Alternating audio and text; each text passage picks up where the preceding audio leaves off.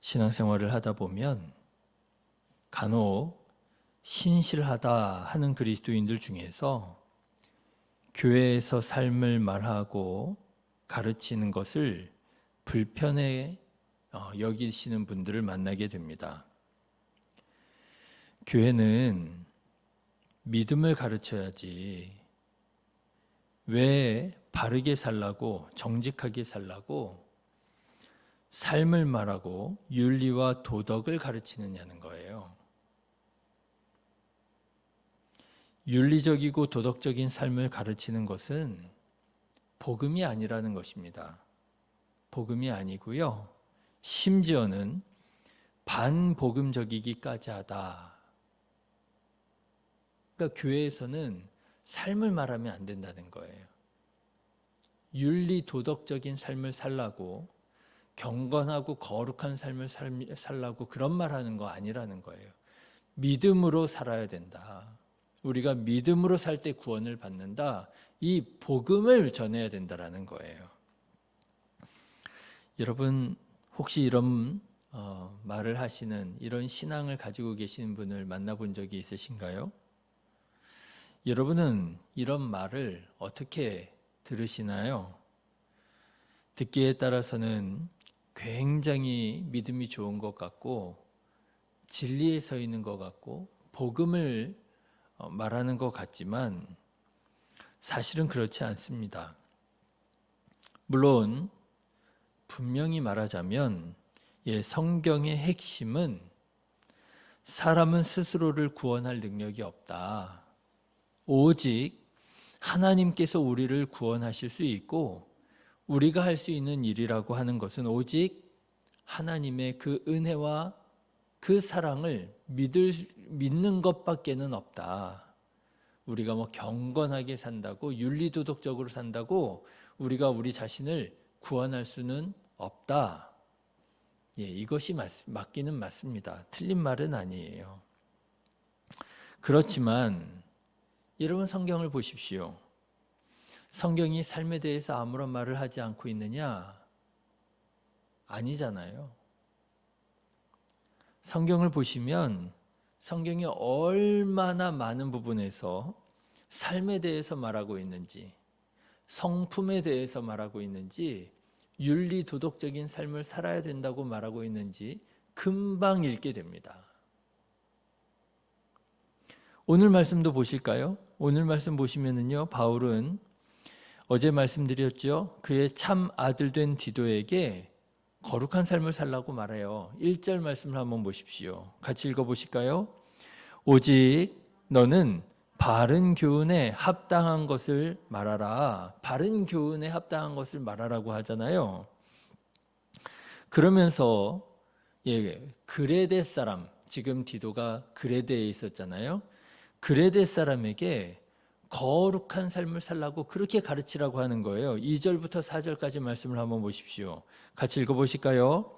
늙은 남자로는 절제하며 경건하며 신중하며 믿음과 사랑과 인내함에 온전하게 하고 늙은 여자로는 이와 같이 행실이 거룩하며 모함하지 말며 많은 술의 종이 되지 아니하며 선한 것을 가르치는 자들이 되고 그들로 젊은 여자들을 교훈하되 그 남편과 자녀를 사랑하라.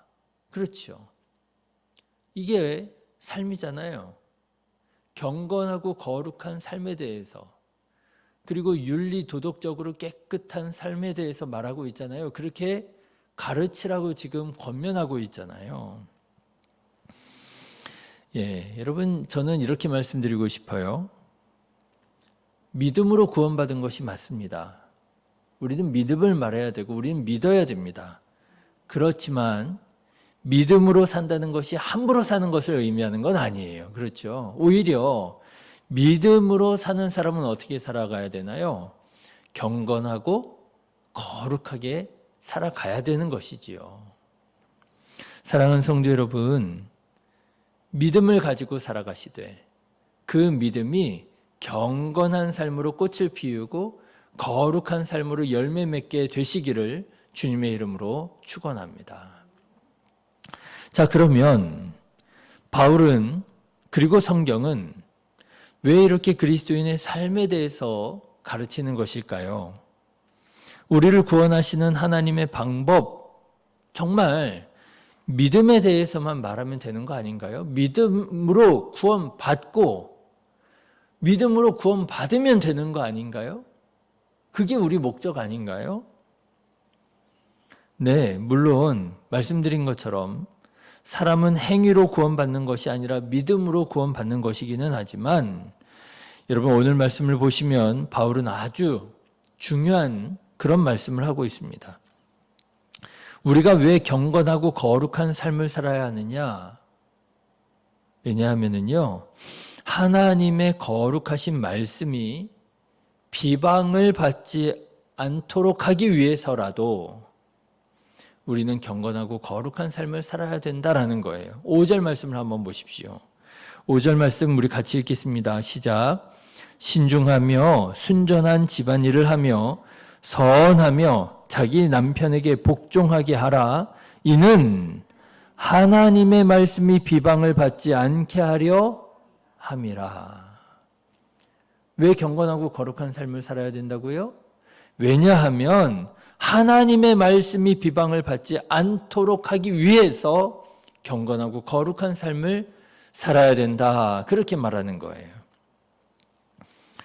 다시 말하자면 그런 거예요. 우리가 경건하게 살지 않으면, 우리가 거룩하게 살지 않으면 우리를 구원하시는 이 귀한 하나님의 말씀이 사람들에게 어떻게 들려질 수 있다는 거예요? 예, 비방을 받게 될 수 있다라고 하는 거예요.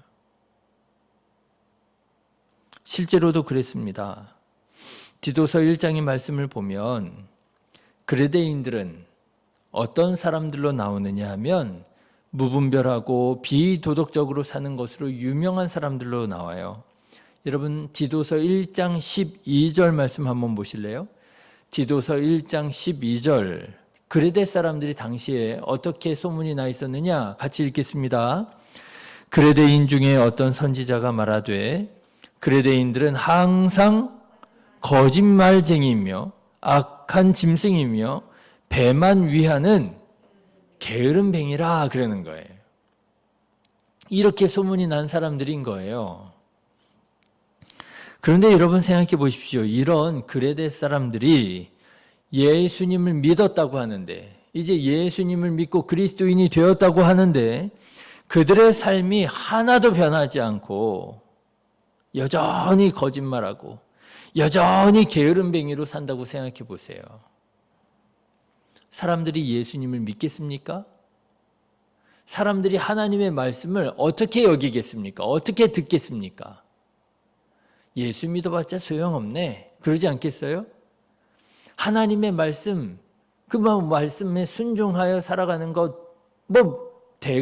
대수가 아니구나. 그러지 않겠습니까? 하나님의 말씀을 우습게 여기고요. 예수 그리스도의 십자가를 미련한 것이라고 비아냥거리지 않겠습니까? 그래서 바울은 디도에게 그레데인들을 가르치는데 어떻게 가르치라고 말하고 있느냐? 경건하게 살아야 된다고, 거룩하게 살아야 된다고, 책망 없이 살아야 된다고 그렇게 말하는 거예요. 여러분 7절과 8절의 말씀도 한번 보십시오. 범사에 내 자신이 선한 일에 본을 보이며 교훈에 부패하지 아니함과 단정함과 책망할 것이 없는 바른 말을 하게 하라. 이는 대적하는 자로 하여금 부끄러워 우리를 악하다 할 것이 없게 하려 함이라. 그레데 사람들에게 경건하고 거룩한 그런 삶을 살라고 가르치라는 거예요. 왜요? 복음이 비방을 받지 않도록 하기 위해서요. 우리 믿는 자들이 부끄러워지는 일이 없도록 하기 위해서요. 또 15절 말씀도 보십시오. 그리스도인들이 업심여김을 받지 않도록 가르치라고. 잘못하는 일이 있으면 책망하라고까지 말합니다. 15절. 너는 이것을 말하고 권면하며 모든 권위로 책망하며 누구에게서든지 업신여김을 받지 말라. 그렇습니다, 여러분. 이것이 우리가 교회에서 삶을 말하고 윤리도덕적으로 봐도 깨끗하고 단정하고 바르고 본이 되고 정직하고 그런 삶을 살아야 된다고 우리가 말해야 되고 우리가 가르쳐야 되는 이유가 되는 것입니다.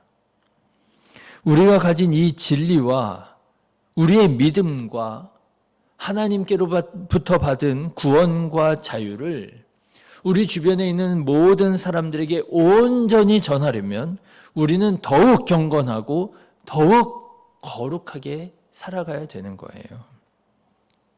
우리가 경건하게 살면 구원받을 수 있다. 우리가 거룩하게 살아야 구원받을 수 있다. 그런 의미가 아니고요. 그거는 그야말로 반복음적인 얘기인 거고요. 그래서 경건과 거룩, 윤리와 도덕을 말하는 것이 아니라 우리가 믿는 이 진리가, 이 복음이 사람들에게 비방받지 않도록 사람들에게 칭찬을 받고 하나님께 영광이 되도록 하기 위해서 우리는 경건하고 거룩한 삶, 윤리도덕적으로도 단정하고 깨끗한 삶을 살아야 된다고 얘기해야 된다는 거예요. 사랑하는 성도 여러분, 비록 마음이 편치는 않습니다. 마음 한편 부담스럽기까지도 하지요. 아유, 내가 참 사람들 앞에 참 부끄러운 점이 많은데 나에게도 참 이렇게 연약함이 있는데 경건하게 거룩하게 살아야 된다. 윤리도덕적으로 흠없 잡힐 것 없이 깨끗하게 살아야 된다. 아유, 부담스럽죠. 저도 부담스럽고요. 저도 참 창피하고 그런데요. 그럼에도 불구하고 오늘 사도 바울이 말하는 것처럼 그럼 나의 부도덕한 삶 때문에 하나님의 말씀이 비방을 받아서야 되겠나? 하나님의 영광이 가려져서는 되겠나? 안 되지. 내가 비록 부족하고 연약하지만 그럼에도 불구하고 내가 하나님께 영광 될 수만 있다면 더욱 경건하게 살기를 결심하고 더욱 거룩하게 살아가기를 노력해야지. 늘 겸손한 마음으로, 늘 온유한 마음으로 사람들에게 하나님의 영광을 드러내면서 살아야지. 여러분 마음으로 결심하시고 또 그렇게 살아가기를 애쓰고 도전하는 저와 여러분 되시기를 주님의 이름으로 축원합니다. 기도하겠습니다.